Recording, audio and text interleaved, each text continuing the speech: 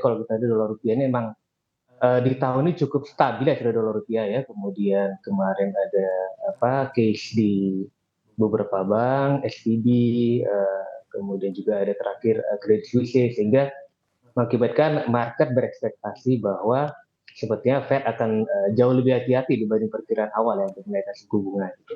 Itu salah satu faktor di mana menyebabkan dolar secara global melemah, termasuk terhadap rupiah ya, sehingga rupiahnya kemarin menguat sekitar 1%-an gitu. Kemudian kalau kita lihat domestik sendiri, emang kondisi domestik cukup robust. Kita lihat pemerintah juga memperkirakan tahun ini pertumbuhan ekonomi di 4,5 sampai 5,3. Kemudian kemarin juga IMF merevise up ya ke 5% pertumbuhan ekonomi Indonesia, sehingga kalau saya lihat sih emang kondisi domestik kita cukup kuat, dan hopefully juga global seperti yang tadi diinformasikan bahwa Fed-nya juga akan cautious ya, hopefully ya, itu yang menyebabkan rupiah kita akan menguat. Oke, baik. Saya akan juga bertanya kepada Pak Dimas. Pak Dimas, sebetulnya mengapa daya tahan dari penguatan rupiah terhadap dolar juga hanya sebentar saja, atau dalam satu pekan saja tidak melanjutkan di pekan ini? Oke, mungkin sebenarnya, kalau ditanya kenapa, cukup banyak ya faktornya yang, bisa mempengaruhi. Mmm, Tentunya ini, tergantung di, salah satunya mungkin pasar spot gitu ya, apakah sedang, sedikit, seller-nya gitu ya untuk rupiah. Namun menurut saya penting juga untuk kita lihat, bahwa rupiah, saat ini mungkin boleh dibilang dalam posisi yang cukup sweet gitu ya. Perlu diingat bahwa kita saat ini masih terus menikmati ekspor yang cukup besar gitu ya. Harga-harga komoditas masih relatively elevated dibandingkan dengan let's say 5 atau 10 tahun terakhir gitu ya. Tentunya kita tahu dengan rupiah yang tidak terlalu kuat gitu ya, namun tentunya juga perlu untuk dijaga tidak lemah gitu ya, itu dapat mengoptimalkan hasil dari ekspor yang saat ini sedang secara volume juga cukup baik, secara harga komoditas global juga sedang baik gitu ya. Sehingga menurut saya di level sekarang dengan segala faktor yang mempengaruhi dalam posisi yang optimal gitu ya, tidak terlalu kuat dan juga tidak terlalu lemah gitu ya. Dan minggu lalu memang ada penguatan yang cukup besar, namun perlu diingat US Dollar Index sebenarnya dalam sebulan gitu ya, pelemahannya itu cukup besar, mungkin di atas 2% gitu ya.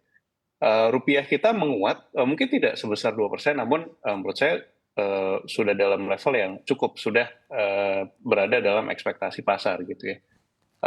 Karena tadi ya, kalau menguatnya terlalu banyak, misal kita ingat dalam sekitar beberapa bulan terakhir sempat menguat juga ke 14.800. Mungkin ada beberapa pihak yang menilai penguatan tersebut terlalu besar gitu ya. Dikhawatirkan nanti akan berimpact dan kita juga bisa lihat ya ada sedikit impact di jumlah ekspor. Oke, baik Pak Dimas. Dengan pernyataan Anda begitu ya, melihat indeks dolar yang mana juga melemah sudah cukup lama, apakah ini juga dapat diartikan pelemahan rupiah terhadap dolar yang juga akan berlangsung cukup lama juga akan terjadi, Pak Dimas? Ya, mungkin ada beberapa pilihan ya saat ini. Apakah rupiah akan terus menguat gitu ya? Kita tahu Bank Indonesia juga memiliki peran yang aktif di sini. Eh, ada triple intervention yang selalu disampaikan oleh Pak Peri sebagai Gubernur Bank Indonesia.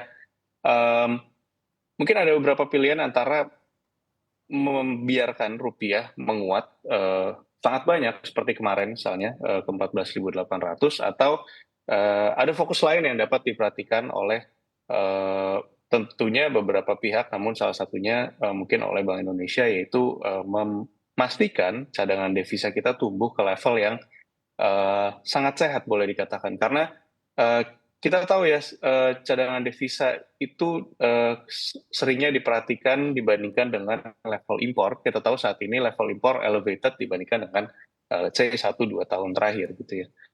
Sehingga walaupun cadangan devisa kita naik ke 139 billion dollar terakhir per Februari kalau saya tidak salah, itu mungkin dari sisi rasionya terhadap impor masih belum terlalu tinggi dibandingkan dengan 1 tahun terakhir gitu ya. Sehingga mungkin ini bisa jadi pilihan yang boleh dikatakan lebih menarik gitu ya untuk para pelaku pasar karena tadi ya dengan level impor yang elevated, rasio cadangan devisa terhadap impor masih belum terlalu tinggi dan jika bisa terus ditingkatkan gitu ya dengan kondisi market yang overall sekarang lebih mungkin bisa dibilang untuk negara-negara seperti Indonesia dengan fundamental yang sangat kuat itu justru favorable gitu ya. Namun uncertainties masih cukup banyak gitu ya. Saya yakin investor akan cukup ini ya, akan appreciate jika cadangan devisa kita rasionya terhadap impor terutama itu terus meningkat. Oke, baik.